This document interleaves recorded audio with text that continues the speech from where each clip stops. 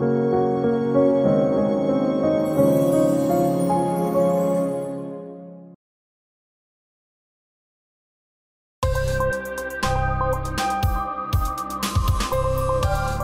ही कोई लड़का होगा जो हस्तमैथुन शब्द से परिचित न हो। लड़के युवावस्था में प्रवेश करने पर अपनी इच्छा पूर्ति का सबसे आसान साधन हस्तमैथुन को पाते हैं। ऐसे में उनके मन में कई सवाल उठते हैं, जैसे कि हस्तमैथुन करना गलत है? क्या हस्तमैथुन से सेहत खराब हो जाती है? इस बारे में अक्सर विरोधाभासी बातें सुनने को मिलती हैं। जहां एक और कुछ लोगों का कहना होता है कि सेक्सुअल डिजायर नेचुरल होती है और मास्टरबेशन का शरीर पर कोई बुरा असर नहीं पड़ता है, तो वहीं दूसरी तरफ वो लोग भी होते हैं जो जवान लड़कों में हर तरह के सेहत के नुकसान के लिए हस्तमैथुन को ही जिम्मेदार बताते हैं। आज की वीडियो देखने के बाद आपके मन के सभी डाउट्स क्लियर हो जाएंगे। हम जानेंगे हस्तमैथुन के बारे में आयुर्वेद क्या कहता है। क्या आयुर्वेद के अनुसार ये एक हानिकारक क्रिया है? साथ ही मॉडर्न मेडिकल साइंस के इस दृष्टिकोण कि हस्तमैथुन एक हानि रहित क्रिया है, इसकी सच्चाई को भी समझेंगे। तो सबसे पहले थोड़ा बात करते हैं कि हस्तमैथुन वास्तव में क्या क्रिया होती है। हस्तमैथुन को इंग्लिश में मैस्टरबेशन कहते हैं। इसके अलावा अंग्रेजी में इसके लिए ओनानिज्म शब्द भी प्रयोग किया जाता है। हस्तमैथुन का अर्थ होता है पुरुष द्वारा हाथ के माध्यम से खुद को उत्तेजित करना और स्खलित होकर चरम सुख का अनुभव करना। हस्तमैथुन की आदत मुख्य रूप से नवयुवकों में ज्यादा देखने को मिलती है, क्योंकि कम उम्र के लड़कों में इच्छा संतुष्टि का इससे सरल और सुलभ साधन और कोई नहीं होता। हस्तमैथुन को लेकर आयुर्वेदिक मत। आयुर्वेदिक ग्रंथों जैसे चरक संहिता आदि में सीधे तौर पर हस्तमैथुन का कोई जिक्र नहीं आता है। इसलिए कुछ लोग कह देते हैं कि आयुर्वेद में किसी भी प्राकृतिक वेग को रोकना, जैसे मल वेग, मूत्र वेग या फिर शुक्र वेग का रोकना, स्वास्थ्य के लिए बुरा बताया गया है। तो इस हिसाब से शुक्र अगर बाहर निकलना चाहता है तो उसको रोकना गलत है और हस्तमैथुन से उसको निकालने में कोई बुराई नहीं है। नहीं दोस्तों, ये बात अर्धसत्य और गलत व्याख्या पर आधारित है। सच तो ये है कि आचार्य चरक ने वीर्य संरक्षण को अच्छा माना है और वीर्यनाश को बुरा। वीर्यनाश के नुकसान भी आयुर्वेद में गिनाए गए हैं। आइए जानते हैं हस्तमैथुन के बारे में आयुर्वेद अपना क्या मत रखता है। आयुर्वेद के अनुसार वीर्य शरीर का निर्माण करने वाली 7 धातुओं में से एक है। रस, मांस, मेद, रक्त, अस्थि, मज्जा और शुक्र, यानी वीर्य, ये 7 धातुएं मिलकर मानव शरीर का निर्माण करती हैं। शुक्र सहित ये 7 धातुएं सिर्फ शरीर का निर्माण ही नहीं करती हैं, बल्कि शरीर में जो जीवन ऊर्जा होती है, जिसे आयुर्वेद ऊर्जा कहता है, वो भी इन्हीं 7 धातुओं में निवास करती है। वीर्य की अगर बात करें तो वीर्य इन 7 धातुओं में सबसे खास है। आयुर्वेद के अनुसार वीर्य का बनना एक कंडेंसेशन प्रक्रिया के तहत होता है और वीर्य की एक बूंद अस्थि मज्जा की 40 बूंदों के संघनन से बनती है, यानी 40 बूंदों का निचोड़ होती है। तो इस बारे में आयुर्वेद का मत स्पष्ट है।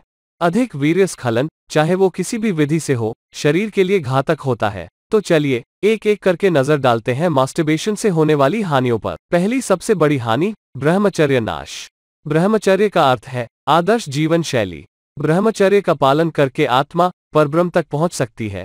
बहुत संकीर्ण शब्दों में ब्रह्मचर्य को वीर्य संरक्षण का पर्याय माना जाता है। हस्तमैथुन से वीर्य का विनाश करना सबसे आसान है, इसलिए हस्तमैथुन ब्रह्मचर्य पालन में बाधक माना गया है। दूसरी बड़ी हानि है ऊर्जा ह्रास, यानी एनर्जी लॉस। लिंग में उत्तेजना आना और तत्पश्चात वीर्य स्खलन एक एनर्जी कंज्यूमिंग प्रोसेस है, यानी इसमें बहुत ऊर्जा खर्च होती है। पूरे शरीर में ब्लड सर्कुलेशन बढ़ जाता है और शरीर की अधिकतर गतिविधियों से ऊर्जा बचाकर संभोग की क्रिया में लगने लगती है। इसलिए ज्यादा हस्तमैथुन से एनर्जी लॉस होता है और शरीर में कमजोरी आती है। तीसरी बड़ी हानि, रोगों से लड़ने की ताकत का कम हो जाना। हस्तमैथुन की अधिकता से शरीर की समस्त धातुओं का विघटन होने लगता है और वीर्य के निकलने से ओज भी घटने लगता है, जिससे शरीर की प्रतिरक्षा प्रणाली यानी इम्यूनिटी कमजोर हो जाती है और व्यक्ति बार बार रोगों का शिकार होकर बीमार रहने लगता है। चौथी बड़ी हानि, हस्तमैथुन से पुरुष विषय वासना के दुष्चक्र में फंस जाता है।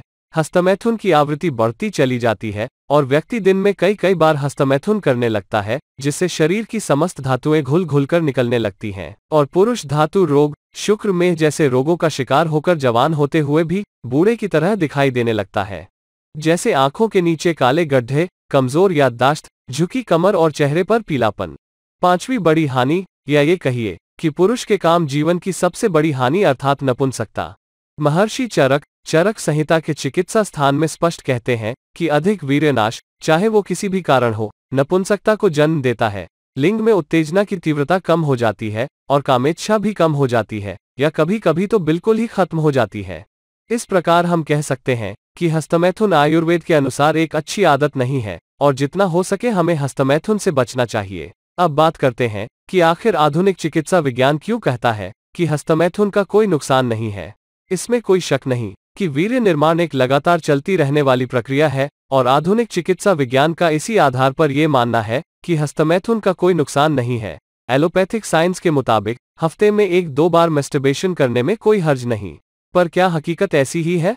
आइए जानते हैं कि सच क्या है। मॉडर्न मेडिकल साइंस की हस्तमैथुन के बारे में इस राय में कई गंभीर खामियां हैं। अधिकतर लड़के समझ ही नहीं पाते हैं कि हफ्ते में 1-2 बार का हस्तमैथुन कब आदत और फिर लत बन जाती है। एक स्थिति ऐसी आती है कि दिन में कई बार हस्तमैथुन से भी इच्छा पूरी नहीं हो पाती है और तब हस्तमैथुन के गंभीर और भयावह परिणाम सेहत पर दिखाई देने लगते हैं। दूसरे, वीर्य निर्माण एक लगातार चलती रहने वाली क्रिया है, ये सच है, परंतु ये भी तो सत्य है कि एक शुक्राणु को मैच्योर होने में लगभग 3 महीने लग जाते हैं। कुल मिलाकर हम कह सकते हैं कि ब्रॉडर वे में एलोपैथी और आयुर्वेद के मत एक दूसरे से भिन्न नहीं हैं।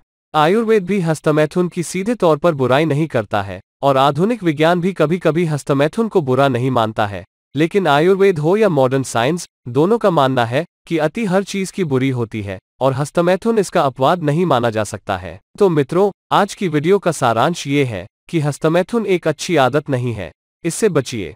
देर सबेर इसके नुकसान आपको उठाने पड़ सकते हैं।